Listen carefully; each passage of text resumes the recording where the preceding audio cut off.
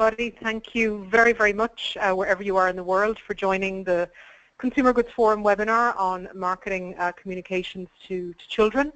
My name is Sharon Bly. I'm the Director of Health and Wellness here at the Consumer Goods Forum, and I'm delighted to be hosting today's webinar along with a number of experts. So this is one in a series of webinars that we have from the Health and Wellness pillar, so thank you very, very much for joining us.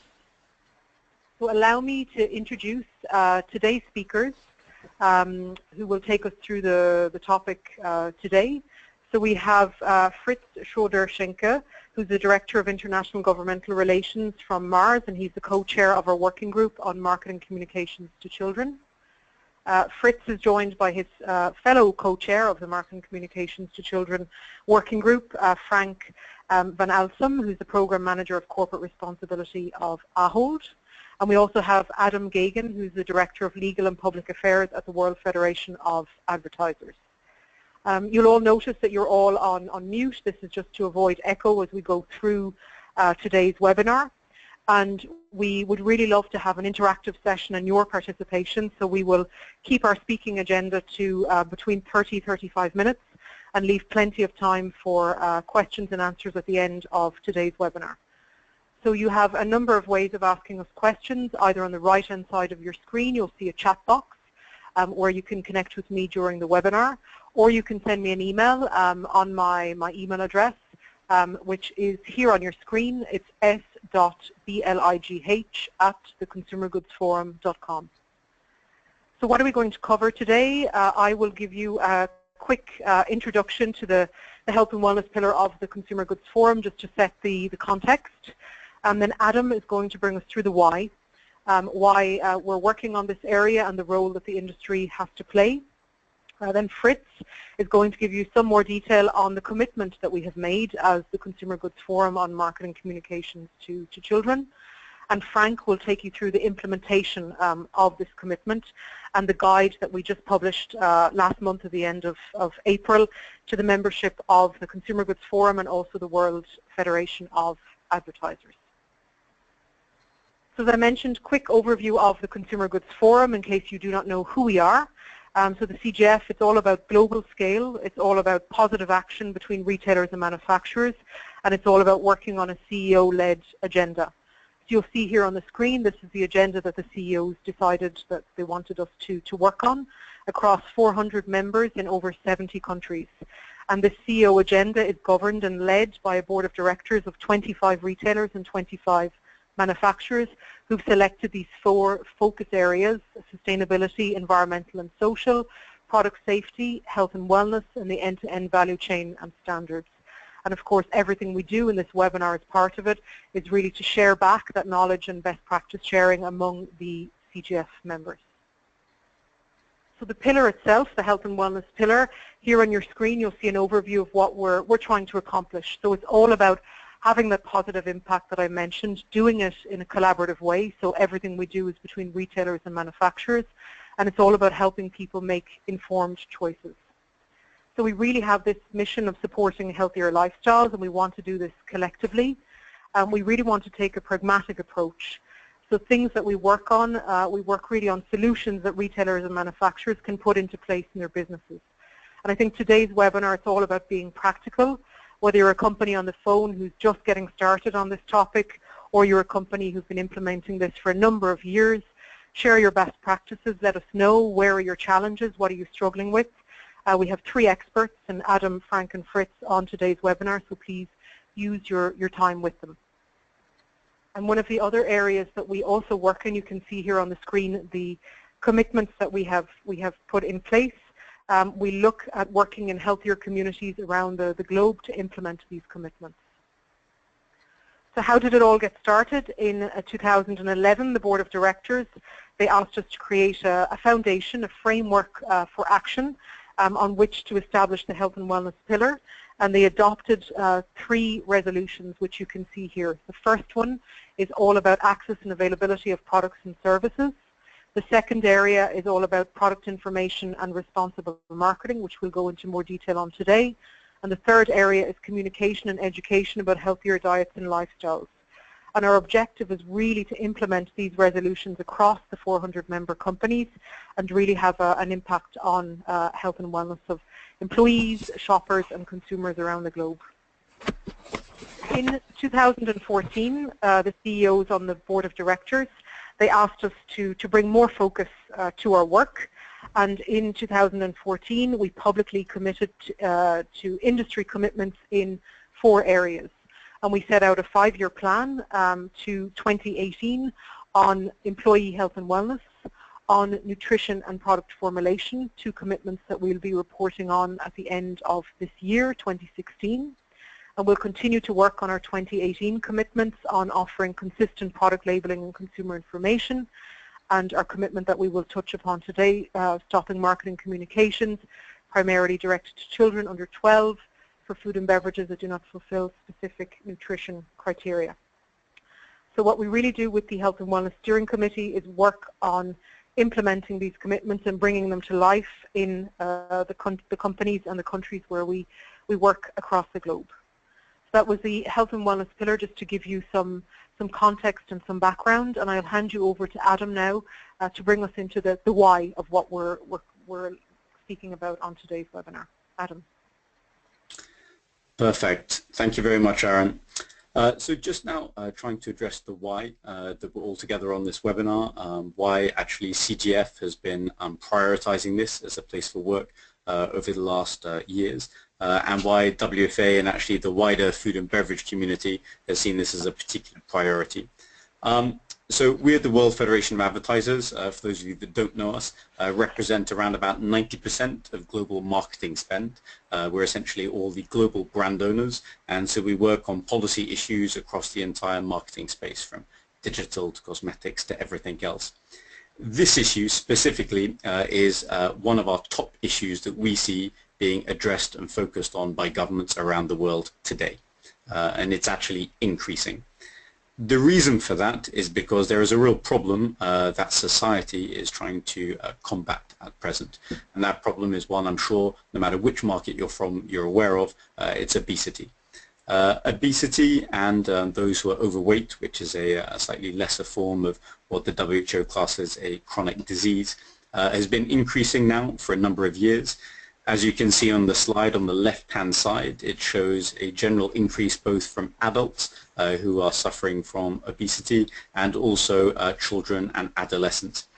As you can see, some of those numbers are actually a little bit out of date now, talking in 2016, but the latest data is largely from 2013, 2014 in a few markets. And so actually the real situation is probably even worse than some of these numbers are suggesting. And certainly we've seen recently a model released in April predicting that global obesity rates for adults would be around about 20% by 2025. So overall, the concerns that government, society and others have in this issue are only going to increase. And importantly, it's really a global issue. So again, no matter which market you're active in, from the US to the UK to more emerging markets such as China, India, Brazil, you will and are being affected by this issue today.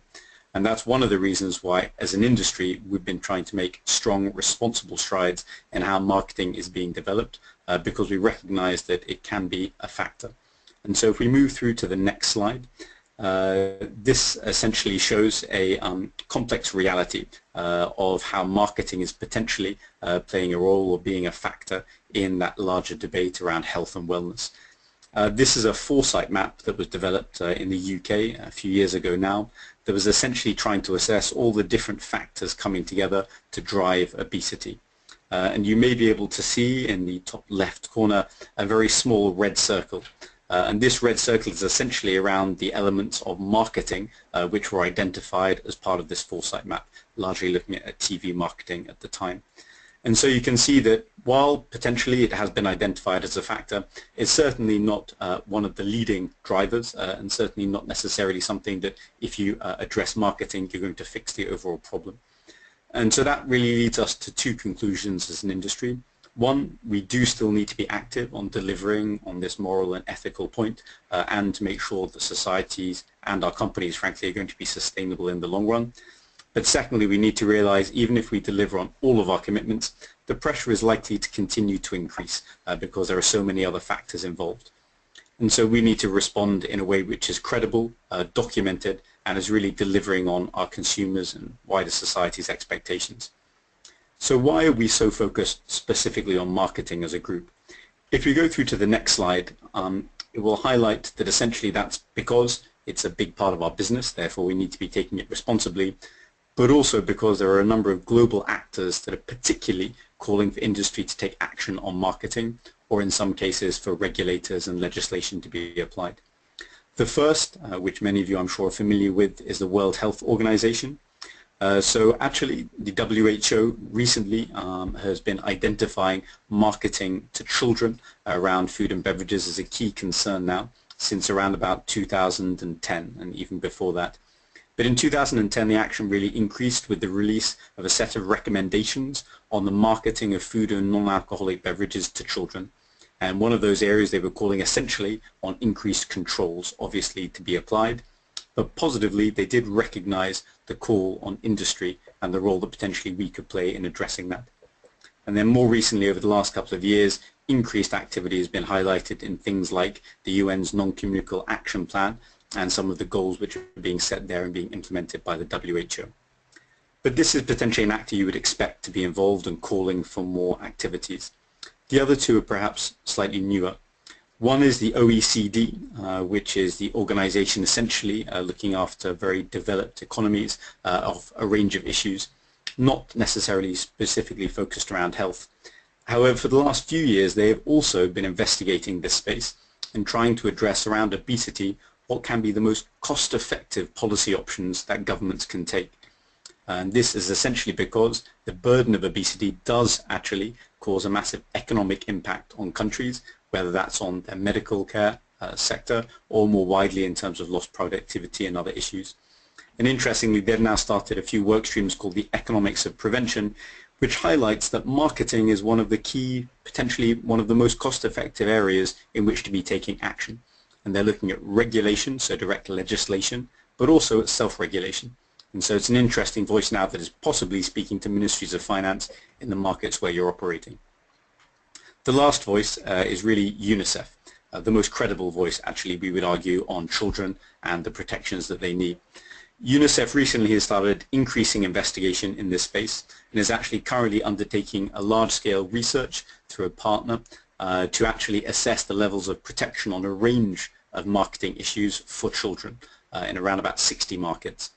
And one of the specific issues they will be looking at is around food and beverages, particularly what we call HFSS, so high in fat, sugar and salt food and beverages.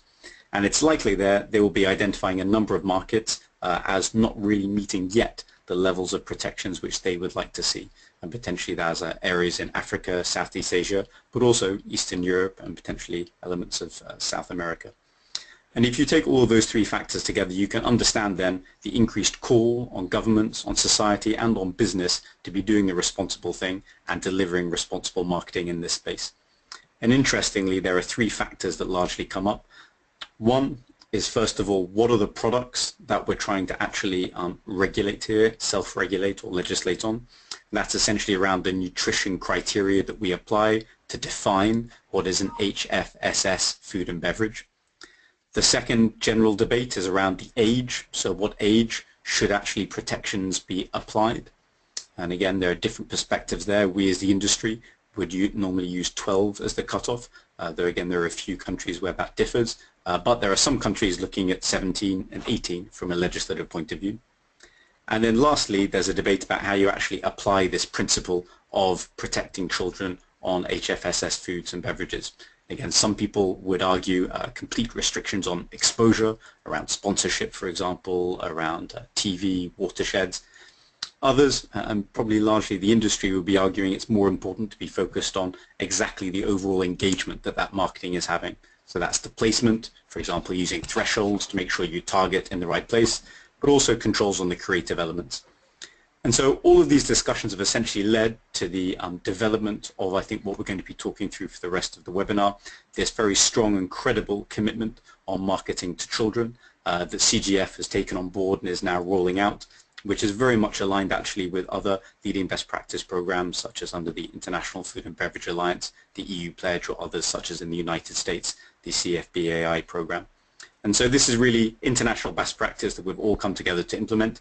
And now I'll hand over to Fritz to talk us through exactly what this is as a commitment, and then to Frank as to how we're going to go about putting it in place. Thanks very much. Over to you, Fritz. Thank you, Adam. You heard from Adam from the World Federation of Advertisers why we have developed this commitment and the implementation guide. And as you can see on this slide, just as a reminder, the deadline for compliance with our commitment to stop marketing to children under 12 for those products which do not fulfill specific nutrition criteria is 2018. And as you can see from the next slide, in 2015 we measured our progress via the CGF's annual survey, and so far nearly 50% of the members were publicly supporting this commitment. As you can see, we need your active support to close the gap until 2018.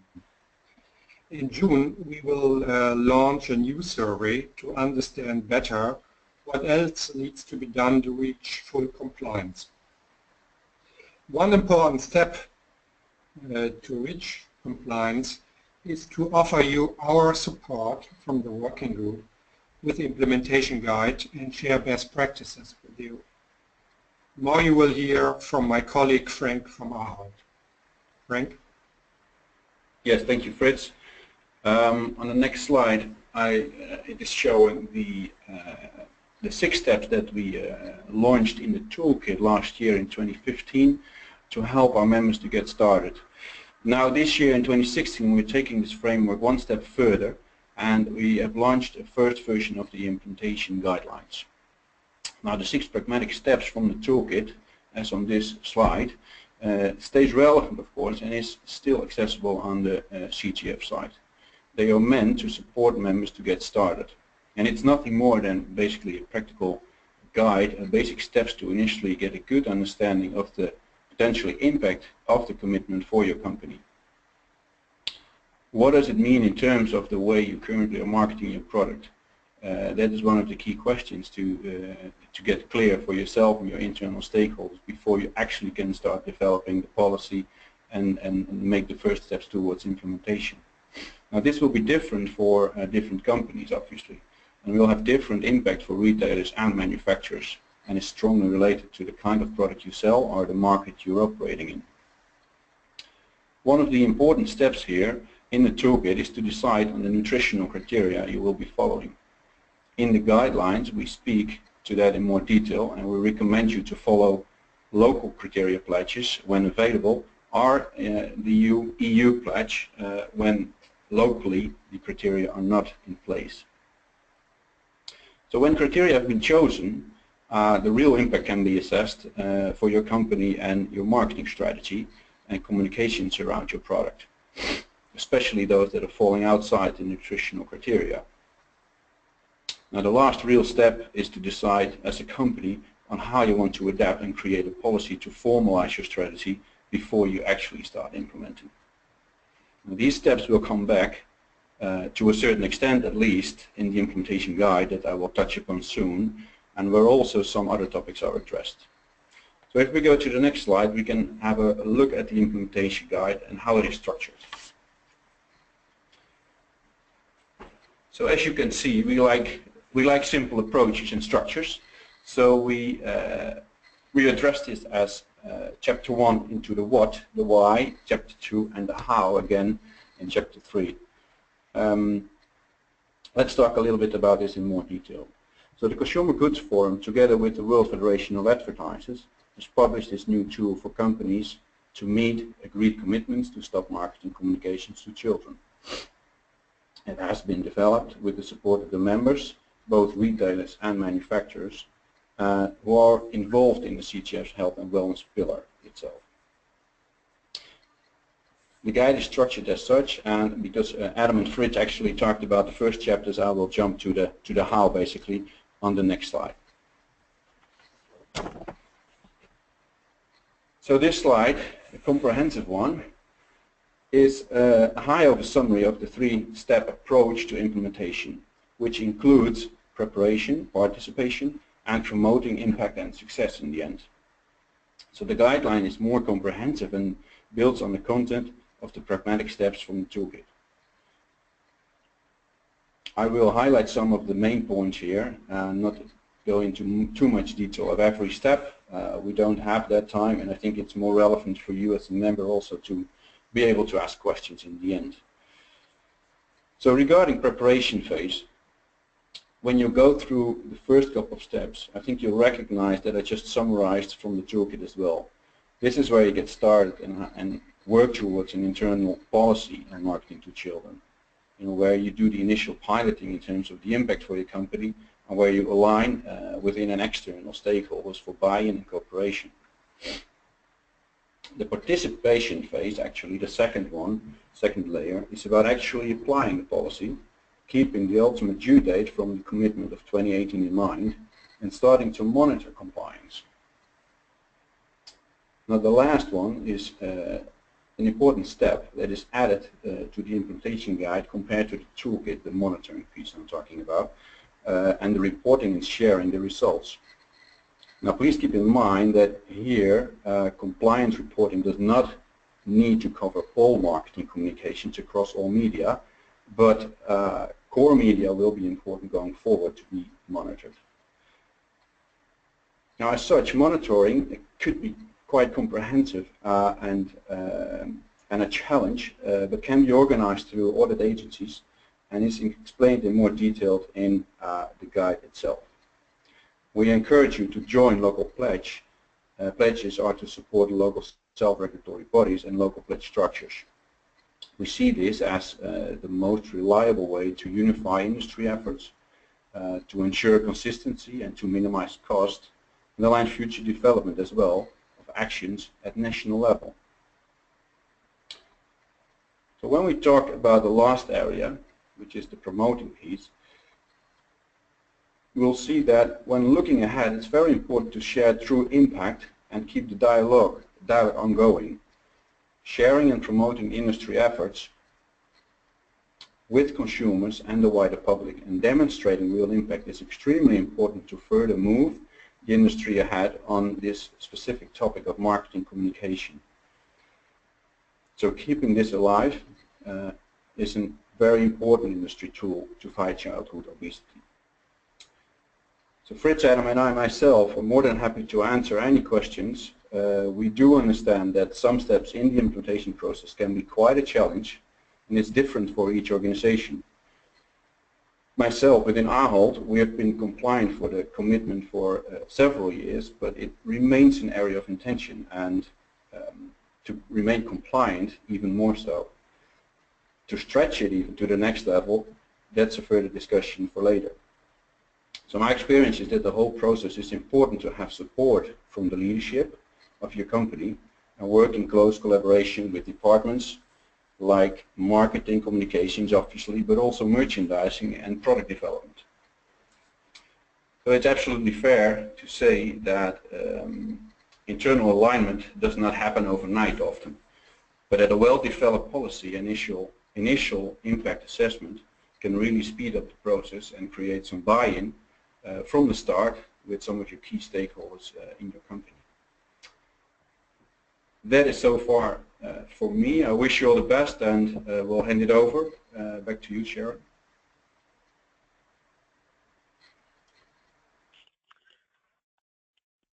Great. Thank you very, very much, Adam, Frank, and Fritz. As was mentioned, we really want to make sure that we get everyone involved, and I invite you really to come on board with the Consumer Goods Forum, with the World Federation of Advertisers.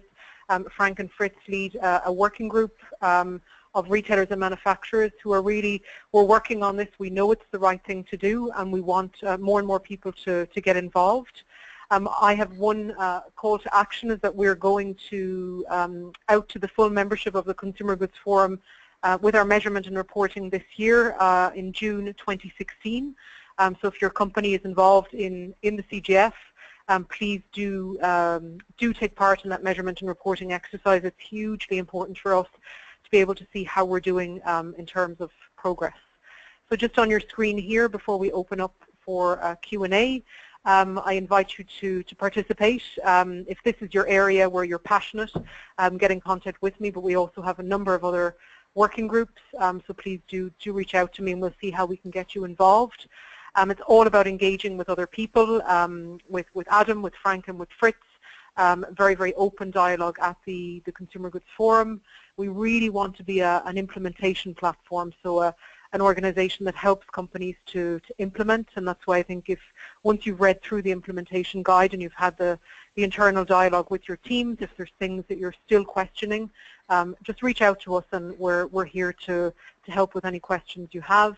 And as I mentioned, take part in our annual survey, which is going out in June 2016, and we will have the results for our Board of Directors at the end of the year and publicly available in January 2017. So I have, thank you very much. I've already received a number of questions. So what I suggest is that I will go through them again. On the right-hand side of your screen, you have the chat box. So please don't hesitate to type in your questions in the chat box. Send me an email.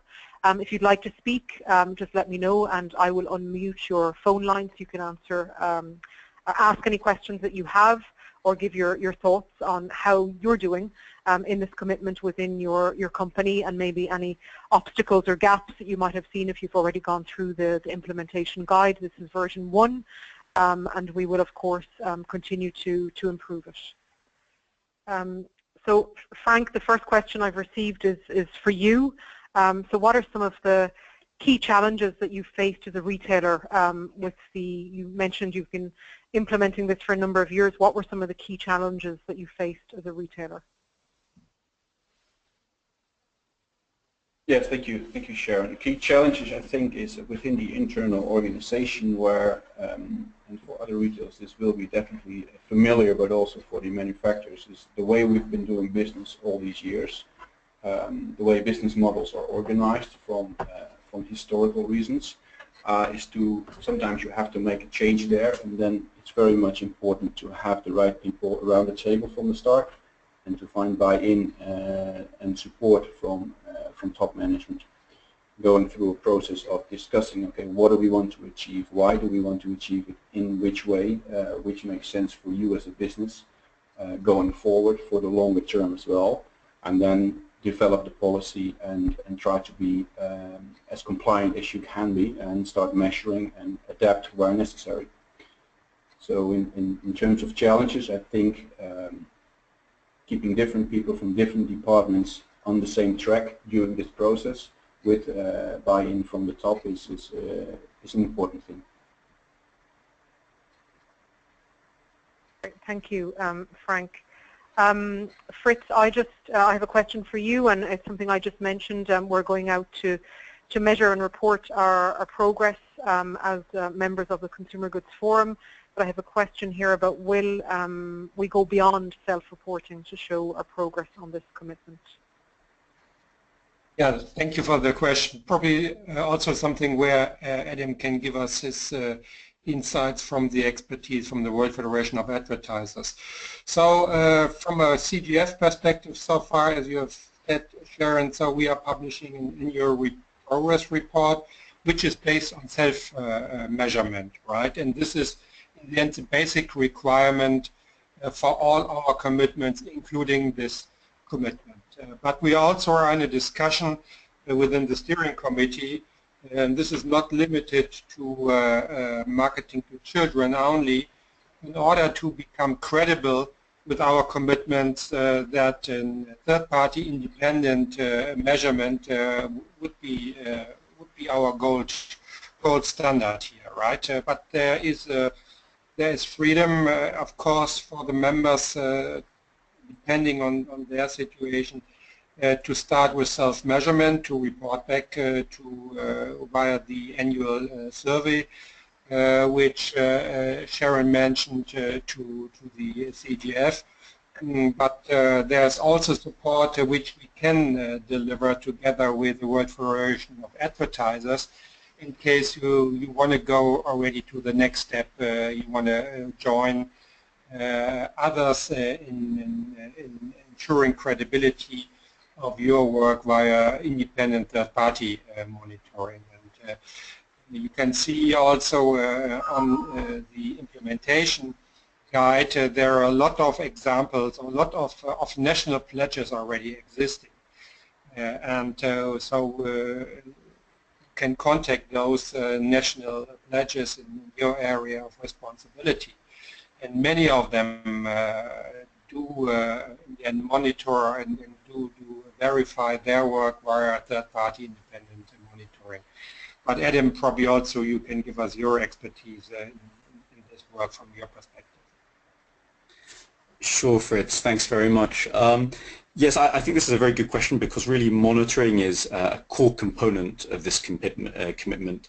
It can be done in many different ways, but if you take the very sort of basic business mindset, if you're talking to your CEO or to shareholders, the weight which your argument has if you say we're trying to do something versus the weight it has if you're saying we have done something and here are the numbers to prove it, I think highlight why we would definitely recommend energy and time being invested here.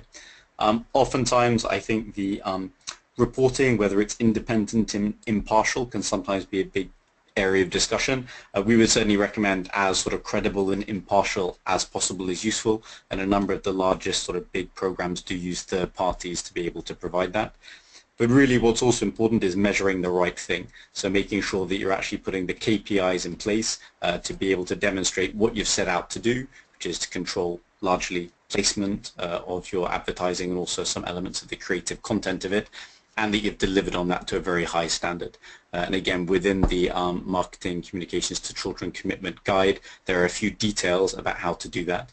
And then just picking up lastly on Fritz's comment, a number of the largest local programs, so the EU Pledge, CFBI, the UK programs, actually have a large number of monitoring already built in, and those that don't yet are actually moving to do so. And so one of the best ways we'd recommend once companies have sensitized, started to apply it, is actually to join those local programs, because actually from a time, efficiency and money point of view, you can often actually do things much more effectively together than trying to forge necessarily an individual path. So that would be my only other comment on the monitoring. Together is easier than others. Thanks very much, Sharon and Fritz. Back to you, Sharon. Great. Next question I have, it's what about, Adam, maybe you want to take this one up, what about product placement in family films or TV series?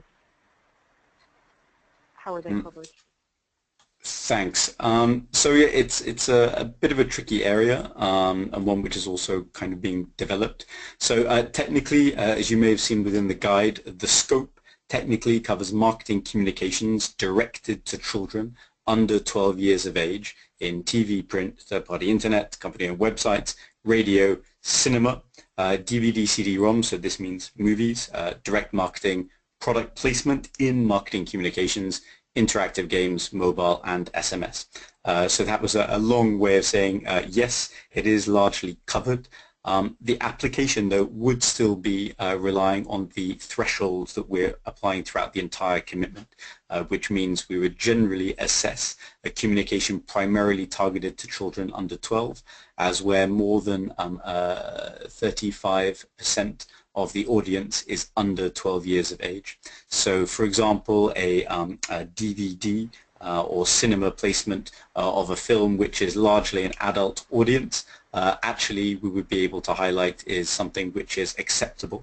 It would be simply a program or a cinema or DVD activation which is largely targeted to the majority audience of children, where largely you're seeing a lot more children than 35%, 50, 60%. This would be seen as in breach of the commitment. Thanks. And if you do want any more details on any of the questions that we're receiving, just reach out to us after today's webinar. Frank, the next one is for you. So you mentioned the change in policies in your company, minimizing the cost and the implementation process inside your company. So how did you measure the cost? What were the first steps for implementation inside Ahold, and how did you manage the competitive scenarios of the brand with this commitment? Thanks, Sharon. Yeah, a couple of things that I can pick up from that question. It's a broad one, to be honest. Let me think, because I think it goes back a while. In discussion with market communication, but also with product development and so on, we have been developing and understanding the commitment. Based on that, we designed our internal policy, and we discovered, to be honest, that with respect to the cost, depending on the course of the policy, without going into too much detail, that was rather manageable. So I think that depends a lot on the strategy, basically, that you're applying for your certain specific range of products, and then it's very much depending on whether these products are in breach with certain nutritional criteria or not, and which choices you make there is highly affecting the cost as well. So I'm afraid that's not an exact answer, but I think it's also a difficult one to answer that easily. I'm not sure, Fritz, if you had any experiences there within Mars, but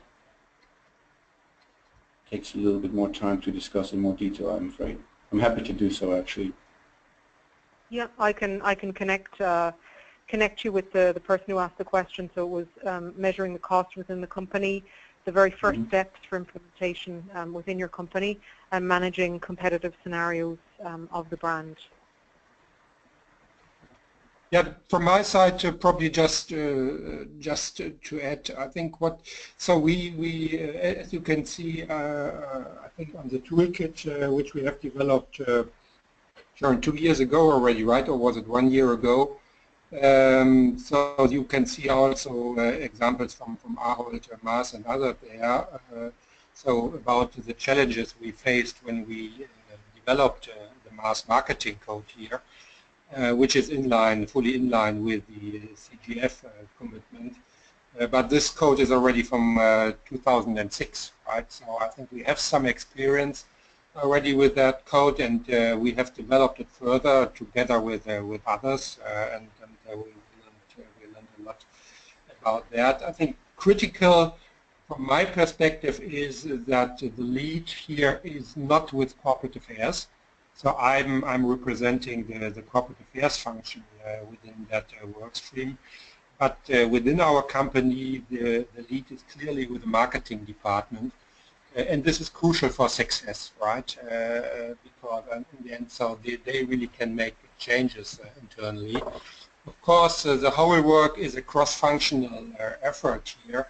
And what is also crucial is to ensure an appropriate training for the internal marketing, particularly for the internal marketing and the internal corporate affairs people. And this is, by the way, this is also mentioned on our toolkit, I think also in our implementation guide. That's something where also the World Federation of Advertisers has developed a road test which can be used also by individual members or interested members how to get training stuff right.